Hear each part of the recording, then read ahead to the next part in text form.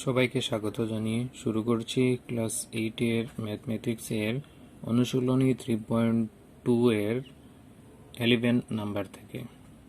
তো 11 প্রশ্ন দেওয়া আছে ABCD রম্বাসের AB = 3x + 4 BC = 2x + 7 হলে CD এবং AD বাহুর দৈর্ঘ্য নির্ণয় করো। তো আমরা এখানে একটি রম্বস অঙ্কন করলাম, আমরা নাম দিয়ে দিই ABCD।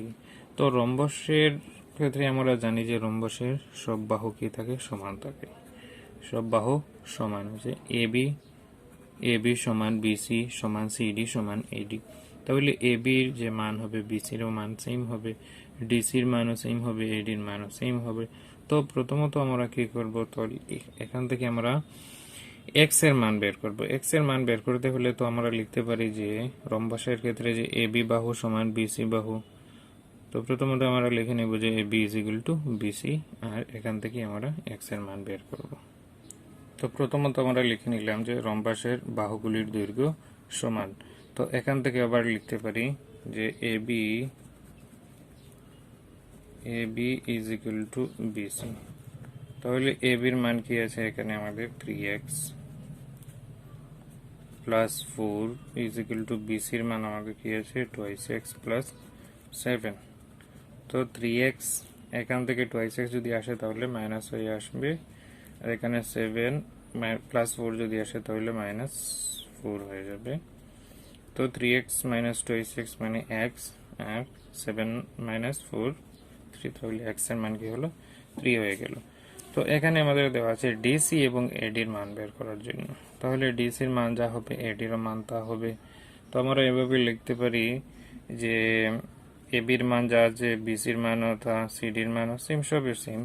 তো আমরা এখান থেকে লিখতে পারি যে ডিসি = এডি = এখানে আমরা একটি মান বসিয়ে দিই, যে কোনো একটি মান বসিয়ে 3x + 4ও লিখতে পারি, 2x + 7ও লিখতে পারি, কারণ এই বাহু এই বাহু এই বাহু এই সব বাহুগুলি সমান।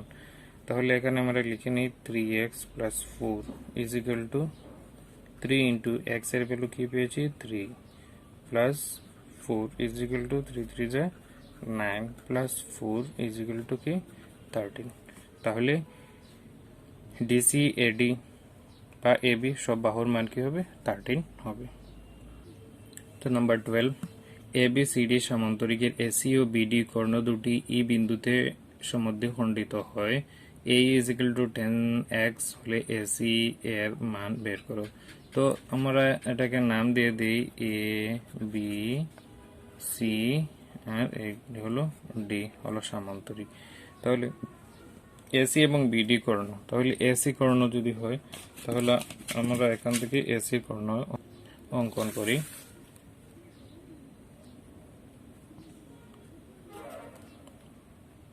এই হলো এসি, এই হলো বিডি। এই এসি এবং বিডি কর্ণ দুইটি ই বিন্দুর মধ্যে ছেদ হয়েছে।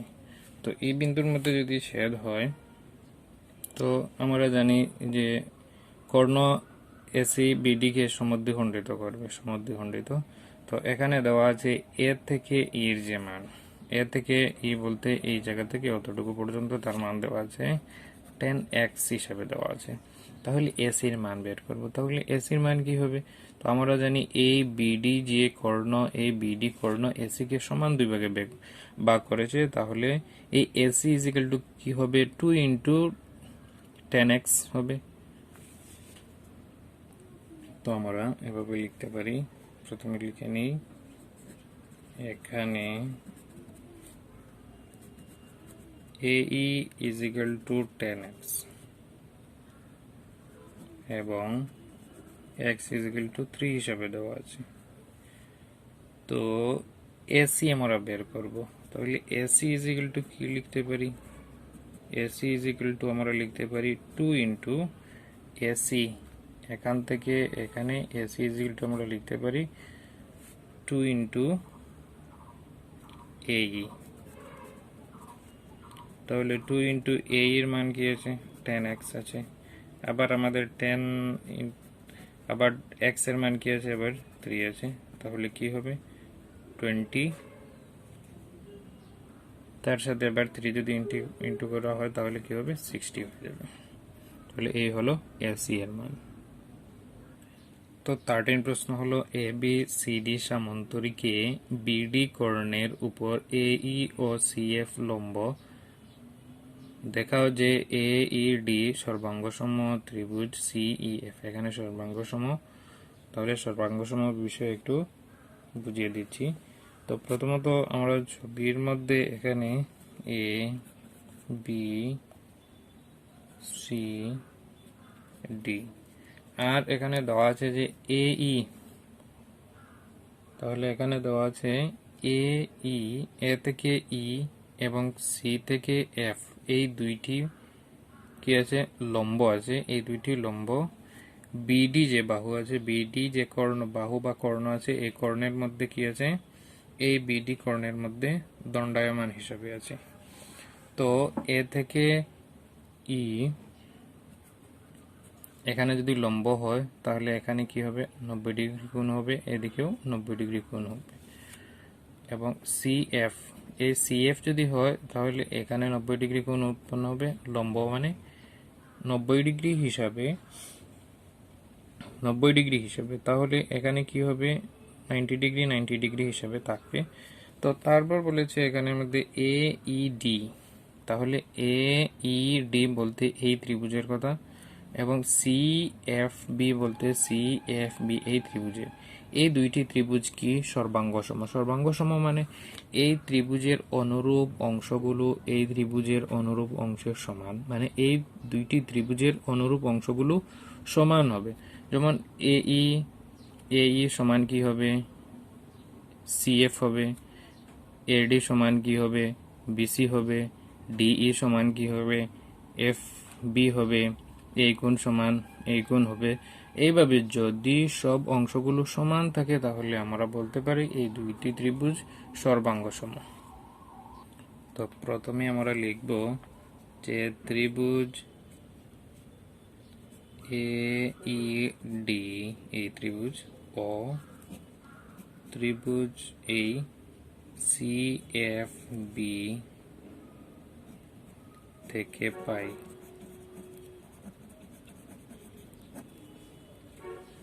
তো এই দুইটি ত্রিভুজের মধ্যে থেকে আমরা কি কি পাই?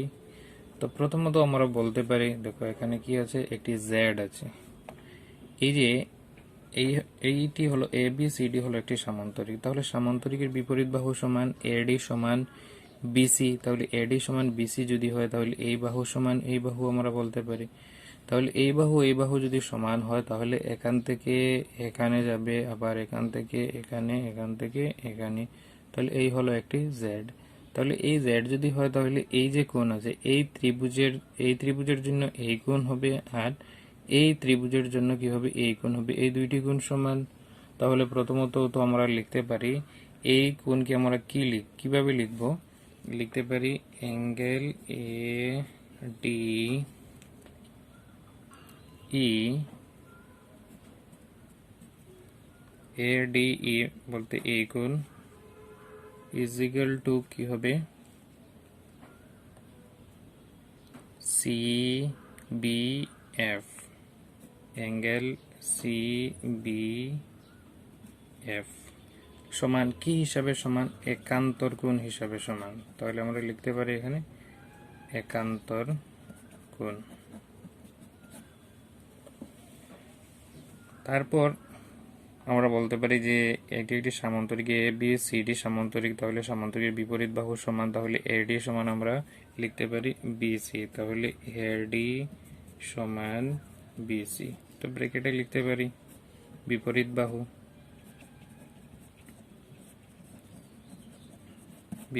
মানে সামান্তরিকের বিপরীত বাহু হিসাবে। আর আমরা বলতে পারি যে এই জায়গার মধ্যে কি হয়েছে, এই কি হয়েছে বিডি কর্ণের মধ্যে লম্ব হয়েছে, লম্ব হয়েছে, তাহলে এই কোণ 90 ডিগ্রি, তাহলে এই কোণও 90 ডিগ্রি। এই ত্রিভুজের জন্য এই ভিতরের কোণ 90 ডিগ্রি, এই ত্রিভুজের জন্য এই ভিতরের কোণ 90 ডিগ্রি। তাহলে লিখতে পারি আমরা angle A E D is equal to angle C F B লিখতে পারি সমকোণ।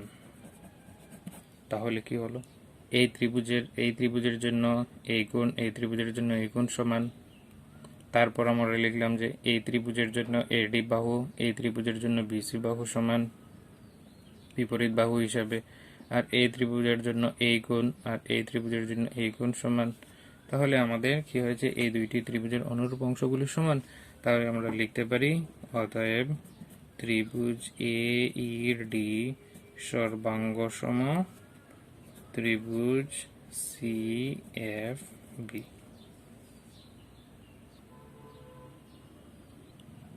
নাম্বার 14 দেওয়া আছে এ বি সি ডি চতুর্ভুজের A B O C D বাহুকে। তাহলে এ বি বাহু, এটা এ বি বাহুকে পি এবং কিউ বিন্দু পর্যন্ত বর্ধিত করা হলো। তাহলে এ বি কে আমরা কি করি, এ বি কে আমরা পি বিন্দু পর্যন্ত বর্ধিত করে দিই।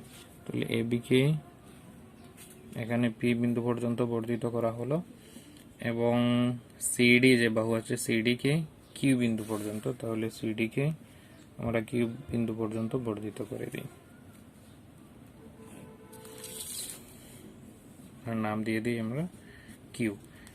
তারপর প্রমাণ করো যে এ ডি কিউ মানে এ ডি কিউ এই যে কোণ, এই কোণ প্লাস কি হবে সি বিপি মানে সি বিপি এই কোণ, এই দুইটি কোণের যোগফল কি হবে angle A plus angle C মানে এই কোণ প্লাস এই কোণ, এই দুইটি কোণের সমান হবে।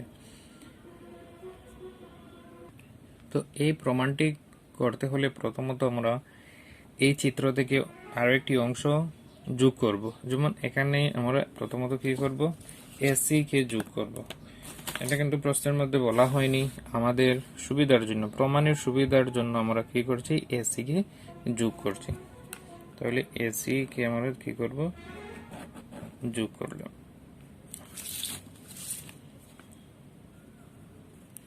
তো এখন কি দেখা যাচ্ছে যে এই হলো একটি ত্রিভুজ, আমরা বলতে পারি A B A C D একটি ত্রিভুজ এবং এ বি সি একটি ত্রিভুজ। তাহলে এই যে ত্রিভুজ, এই ত্রিভুজের এই হলো বহিস্থ কোণ, আর এ বি সি যে ত্রিভুজ তার হলো বহিস্থ কোণ। তো আমাদের একটি সূত্র জানা আছে, যেমন এই যে ত্রিভুজ আছে এ বি সি ত্রিভুজ, এই ত্রিভুজের বহিস্থ কোণ কি, সি বি পি। তো সূত্র মতে আমরা জানি কি এই যে বহিস্থ কোণ সমান কি হয়, এই দূরবর্তী অন্তস্থ কোণ, এই ত্রিভুজের এই কোণ সাপেক্ষে তার দূরবর্তী কি কোণ, এই কোণটি এবং এই কোণটি, এই দুইটি কোণের যোগফল, এই কোণ এবং এই কোণ, এই দুইটি কোণের যোগফল যা হবে তা এই কোণের সমান হবে। তো সেম এখানের মধ্যে আমাদের যে ত্রিভুজ এ সি ডি ত্রিভুজ, এই এ সি ডি ত্রিভুজের বহিস্থ কোণ কি, এই কোণ মানে এ ডি কিউ। তাহলে এই কোণ প্লাস এই কোণ ইজ ইকুয়াল টু কি হবে, এই কোণের যোগফলের সমান হবে। তো প্রথমত আমরা কি লিখব যে এসি যোগ করি। তারপর আমরা লিখতে পারি যে এ সি ডি ত্রিভুজের অ্যাঙ্গেল এ ডি কিউ বহিস্থ কোণ। তো আমরা লিখে নিলাম যে ত্রিভুজ এ সি ডি এর অ্যাঙ্গেল এ ডি কিউ মানে এ ডি কিউ হলো বহিস্থ কোণ। তো বহিস্থ কোণ যদি হয় তাহলে আমরা লিখতে পারি এই দুইটি কোণের যোগফল ইজ ইকুয়াল টু এই কোণ। তাহলে এই কোণকে আমরা কিভাবে লিখবো, ডি এ সি লিখে নিই। তাহলে angle D A C plus D A C বলতে এই কোণ, আর এই সি কোণের উপরের কোণকে আমরা কিভাবে লিখতে পারি এ সি ডি। তাহলে angle A C D is equal to আমাদের বহিস্থ কোণের সমান। তাহলে বহিস্থ কোণ হবে A D Q, A D Q. এটাকে আমরা সমীকরণ 1 দিয়ে দিলাম। আরেকটি ত্রিভুজ আমাদের আছে এ বি সি। তো এখান থেকে আমরা লিখতে পারি ত্রিভুজ এ বি সি এর বহিস্থ কোণটি কি, C B P, angle C B P বহিকোণ বা বহিস্থ কোণ। তো এখানের মধ্যে আমরা লিখে দিই, লেখা হয়নি আগে, বহিকোণ।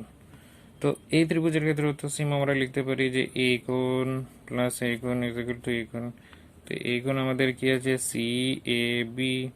তো লিখতে পারি সি এ বি প্লাস এই কোণকে আমরা লিখব কি, angle A A D A C B, A C B is equal to এই বহিস্থ কোণটি কি, সি বি পি। এখন আমরা এটাকে সমীকরণ 2 দিয়ে দিই। তাহলে সমীকরণ আমরা কি করব, সমীকরণ 1 যে আছে এবং সমীকরণ 2 আমরা কি করব, যোগ করব।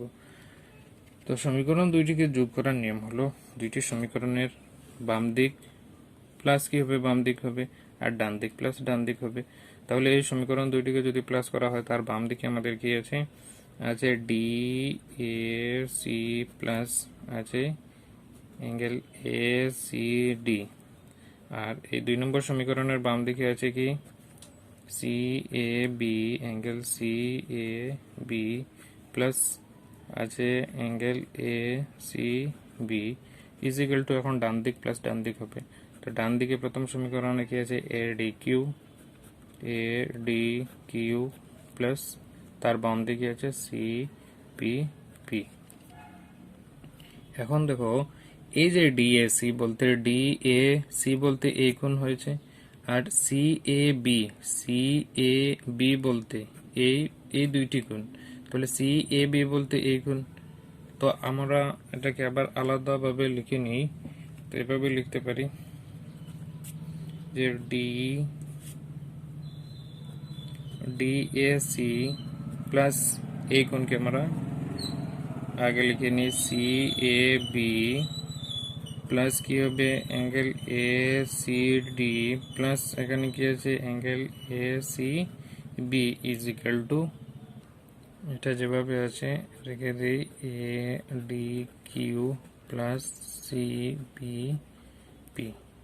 তো এখানের মধ্যে দেখো এই যে দুইটি কোণকে যদি আমরা যোগ করি, এই দুইটি কোণকে যোগ করলে কি হবে, ডি এ সি বলতে এই কোণ, আবার সি এ বি বলতে এই কোণ। তাহলে আমরা এই দুইটি কোণকে যোগ করলে আমরা এখান থেকে কি লিখতে পারি, ডি এ বি লিখতে পারি। তাহলে ডি এ বি লিখতে পারি, বা আমরা কি লিখতে পারি, এ কোণ লিখলেও হবে।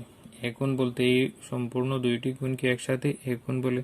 তো এখানে আমরা কি লিখতে পারি, angle A plus A C D এ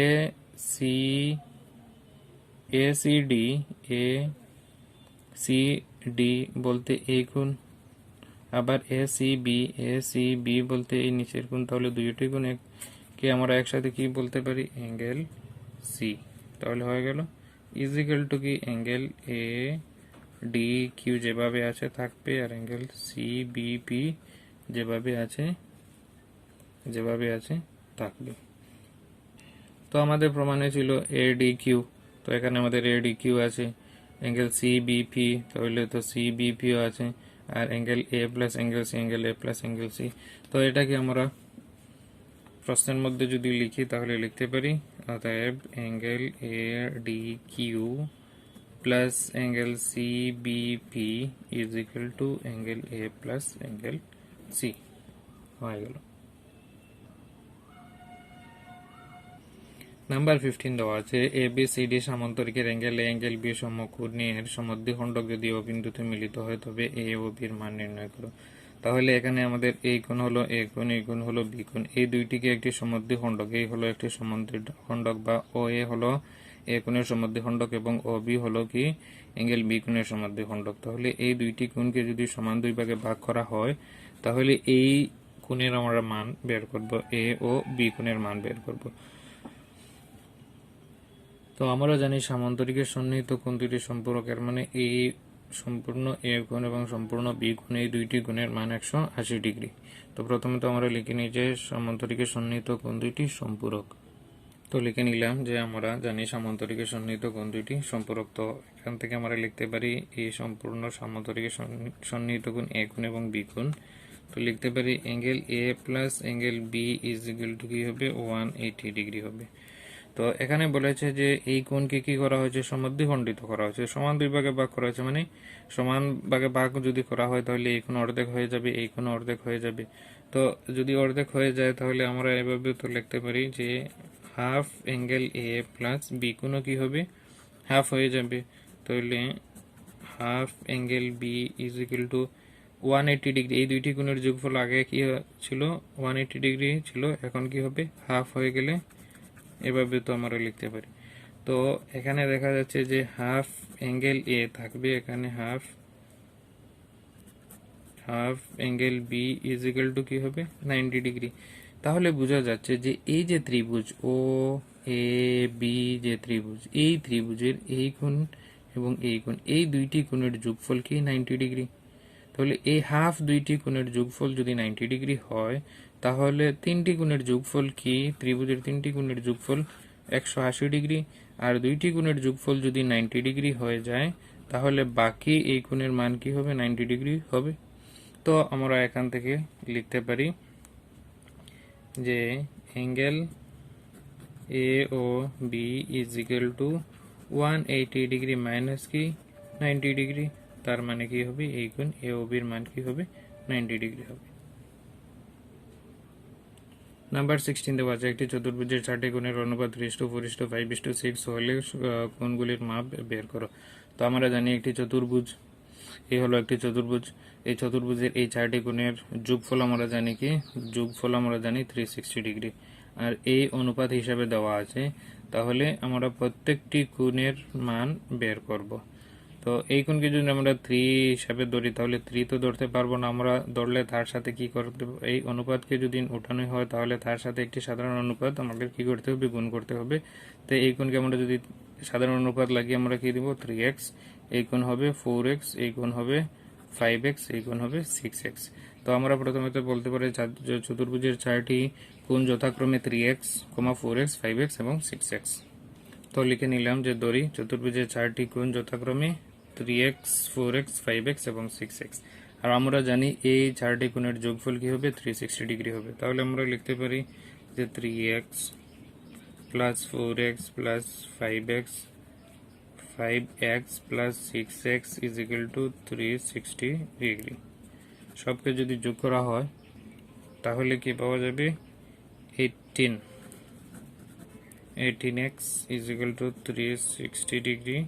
তাহলে x is equal to 360 divided by 18। তো আমরা লিখতে পারি যে 18 দিয়ে 36কে যদি ভাগ করা হয় তাহলে 2 হবে আর 0, তাহলে x কি হবে, x is equal to 20 degree হবে। তো এখন আমরা কি 3x এর মান বের করব, 3x is equal to 3 into 20, তাহলে কি হবে 60 ডিগ্রি। তারপর কি আছে 4x আছে, 4x is equal to 4 into 20 degree is equal to কি হবে 80x। তারপর আমাদের 5x আছে, তাহলে 5 into x এর মান 20 ডিগ্রি, তাহলে কি 100। তারপর কি আছে 6x, তাহলে 6 into 20 degree is equal to 120 degree. এই সবকে যদি যোগ করা হয় তাহলে কি হবে 60 ডিগ্রি, 360 ডিগ্রি হবে। তো আমরা লিখতে পারি কোণগুলির মাপ হলো 60 ডিগ্রি, 80 ডিগ্রি, 100 ডিগ্রি, 120 ডিগ্রি। তো আমাদের 3.2 শেষ হয়ে গেল, সম্পূর্ণ চতুর্ভুজ শেষ হয়ে গেল। আর আজকের ক্লাস এখানে শেষ করলাম।